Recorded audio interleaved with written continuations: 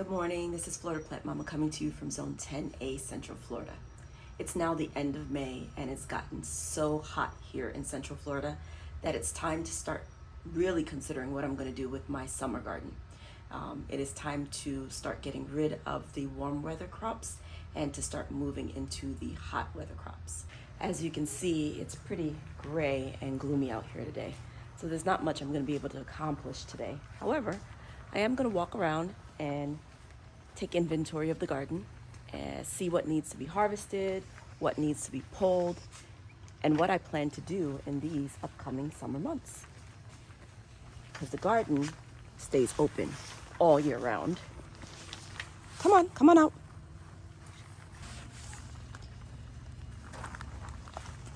Here's just outside of the garden,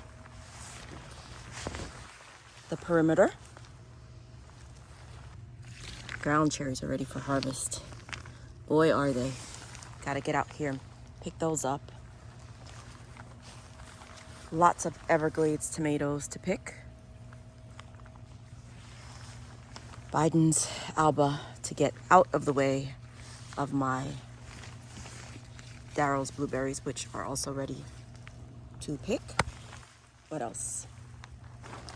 I need to make a new home for this dragon fruit.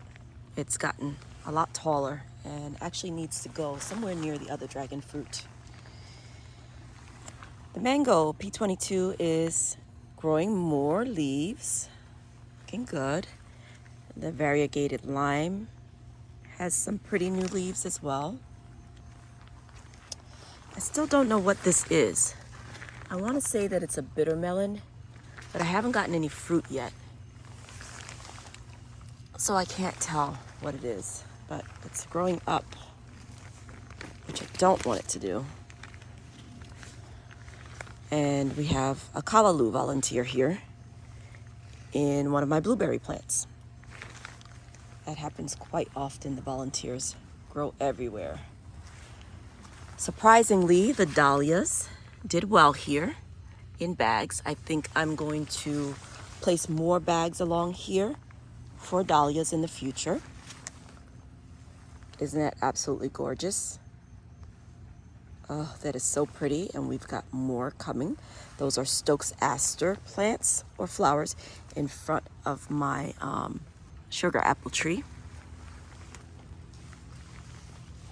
I love looking at these flowers. Little agave down at the bottom.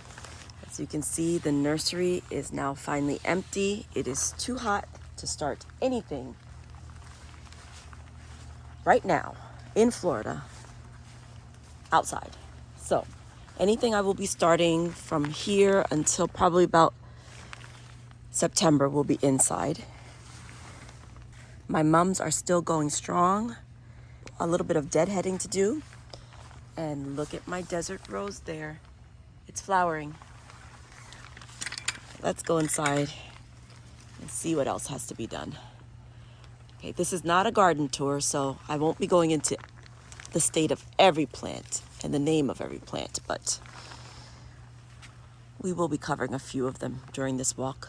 So my wisteria is doing very well, and hopefully by the end of the season, by the end of next season, it will have grown over this door like I want it to. Butterfly pea is blooming. I didn't even plant them here.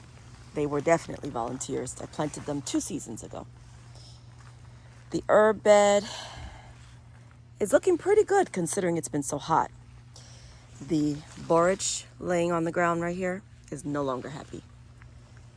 All right, it's pretty wet in here right now. So do I want to walk through the very happy ginger plants that will be making me my shampoo ginger? And of course, we have some volunteer goldenrod. Dandelions are still going strong. My plan for the fall season is to remove this 3 or 4 year old thyme plant. Well, take it out of here, this raised big old garden bed. I want to take it out of here so that I can fill the bed because it is dropped significantly. So I need to refill this bed. Hopefully I can just kind of transplant it in the fall back into a filled bed. So that is my plan for that. Let me move on here. All right. The dill bags, dill fennel elecampane bags worked tremendously in this area. So I plan to keep that going the next spring season.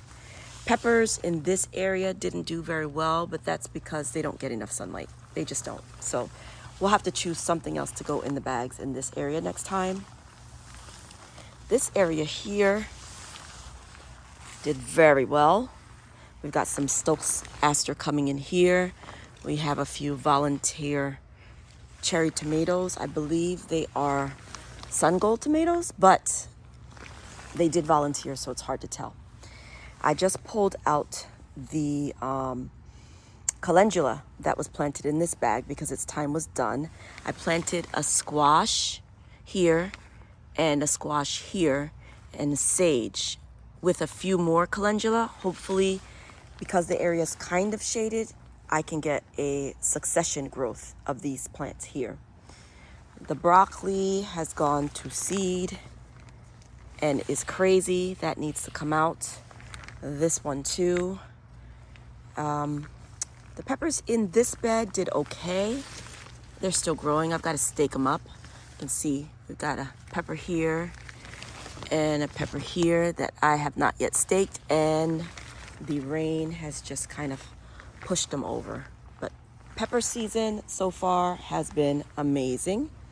Got lots of peppers growing that I am thrilled about.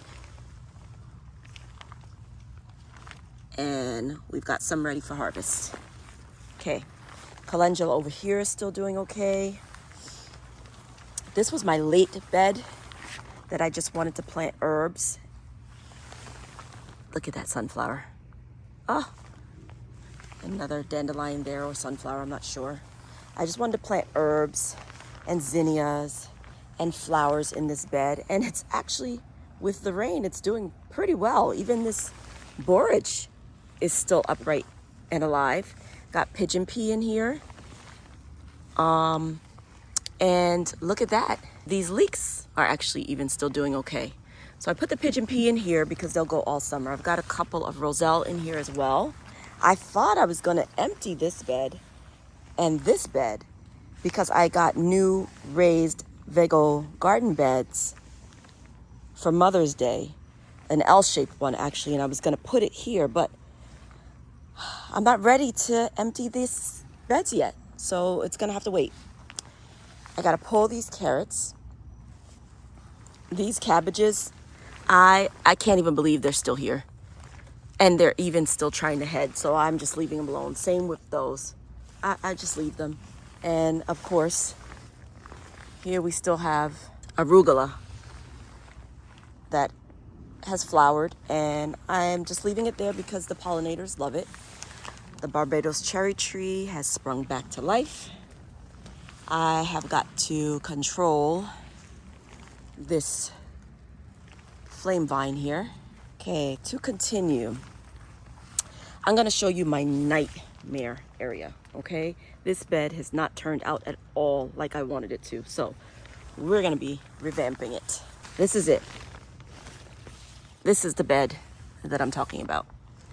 This is the plum bed. My plum trees have seen better days. They look like they're nutrient depleted. I don't know what's going on with them. They're looking quite yellow.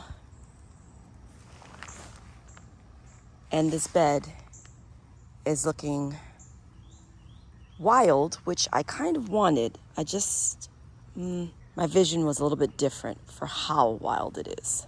So also this plum here, there are 3 plums in this bed, and all 3 look like they've seen better days. This one is probably doing the best out of all of them, but it's still quite little. I'm gonna be cleaning this up just to make it a little bit more organized because this level of wild just doesn't please me aesthetically. So we'll be revamping this a bit. These black-eyed Susans or brown-eyed Susans over here have done amazingly. More Biden's Alba. The salt and pepper plant is doing great. And then my Roma tomatoes back here are bursting. They are doing very well. Got to harvest all of that. I have decided to, well, I think I've decided to remove the bags. They did horribly for spring season, horribly. I've got a couple of tomatoes that are finally trying to do something. I've got this melon plant. I don't know if it's a cucumber or a Seminole pumpkin because it hasn't set any fruit. Has been here for months. It grows, but it doesn't make anything. I've tried to grow cucumbers in here. I've tried to grow sugar baby watermelons in here. Right now, I have a couple of squash that I just transplanted, and I've got some pigeon peas.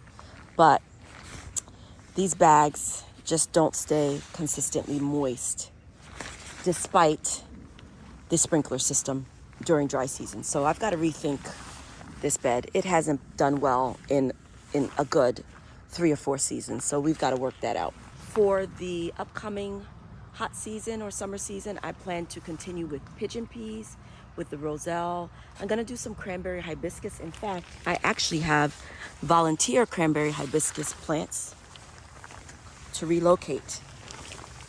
I love it when the garden gives you plants and you don't have to buy them. So this one will likely stay here, but these are in the walkway, so they've got to move. My feverfew and yarrow is doing well. Look at this. I just trimmed this back probably a week ago, and already my walkway is inundated, so we've got to take care of that. So what else? So I said pigeon peas. I said, cowpeas, roselle hibiscus, cranberry hibiscus, of course, the sweet potatoes.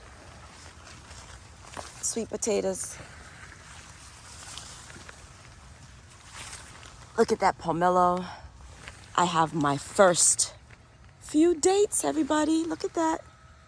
I keep getting off track here. Sorry, guys. I will list them again. I've already gotten to the cowpea, the rose. I'm not going to repeat those. I'll just say the ones that I haven't said already. What else? Oh, I have to relist them. Cowpea, pigeon pea, roselle, cranberry hibiscus, sweet potatoes, ground cherries, which need to be staked up because the rain has pummeled them down. And for some reason, these are doing an upright growing thing as opposed to ground growing thing. I got something here. I think this is a cucumber or squash. I don't know, but it likes being in the ground cherry, so I'm leaving that there. Got some perennial peanut in here. What else? A sunflower. So that's it. That's what I'm doing for the summer. I got to move those bags, like I said. These bags, the back 2 bags did okay. Well, the last bag did okay. The other 3 bags did not. So these bags will be removed. I just did not get around to watering these well enough, and the sprinkler just doesn't get them consistently enough to keep this area nice and moist through the hot season. So no more bags here, no more bags there, and this needs to be cleaned up. While I'm over here, let me show you this. Yes. I got blackberries.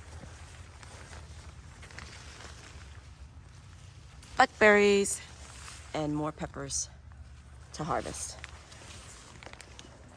I'm gonna come back soon with a harvesting video and a video of me doing these plans that I've just discussed with you. So I hope you tune in for the next one and see what I'm doing in the garden next. Thank you so much for watching. Have a blessed and beautiful day.